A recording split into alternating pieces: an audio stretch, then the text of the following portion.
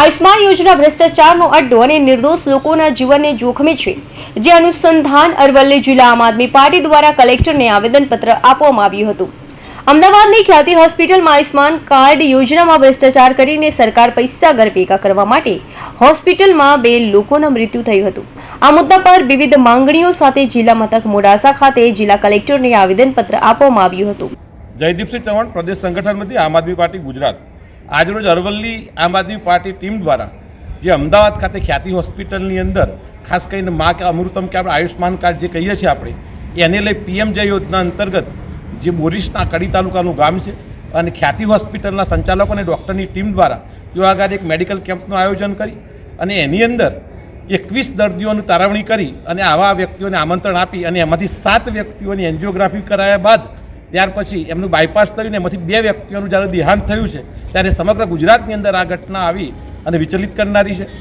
મારા આ તબક્કે એટલું કહેવું છે કે ડૉક્ટર કાર્તિક પટેલની 700થી 900 કરોડની જમીન અને જેની એરિયાની વાત કરીએ તો 6 લાખ જેની કહેવાય એક વાર જમીન એટલે કે 1000 કરોડની જમીનના પ્લોટ પણ પાડવામાં આવ્યા છે બોડજ ગામની અંદર। તો આ જ રીતે પૈસા એને ભેગા કરેલા છે। એક પીએમજય યોજના અંતર્ગત એક માત્ર ભ્રષ્ટાચાર એટલો આદરવામાં આવેલો છે કે જેની કોઈ બાજા મૂકી દીધી છે। આમ તો આરોગ્ય ક્ષેત્ર એ ઈશ્વરનો દરબાર ગણવામાં આવે છે, પણ આ પડદા પાછળ આ યોજના અંતર્ગત લઈ અને ગરીબ અને મધ્યમ વર્ગના જે લોકો ટેક્સ ભરે છે એ ટેક્સના નાણાંનો ખોટી રીતે વ્યય થતું હોય એવું જણાય આવે છે। અમે આ તબક્કે ખાસ ગુજરાત સરકારને કહેવા માગીએ છીએ કે ન માત્ર ખ્યાતિ હોસ્પિટલ, ગુજરાતભરની હોસ્પિટલોની અંદર જે પણ તમારા ચુનંદા વ્યક્તિઓનું તમે પીએમજય યોજના અંતર્ગત કામ કરવાની છુટ્ટી આપી છે, શા માટે તમે ઓપન ઊભું પડતા નથી? તમારા જ અમુક જેને કે લાગતા વળગતા ડૉક્ટરની આ કેમ કામગીરી સોંપી છે એક મોટો સવાલ સતાવે છે। ભૂતકાળની અંદર હરણીકાંડ થયો એના આરોપી આજે ખુલ્લેઆમ ફરે છે।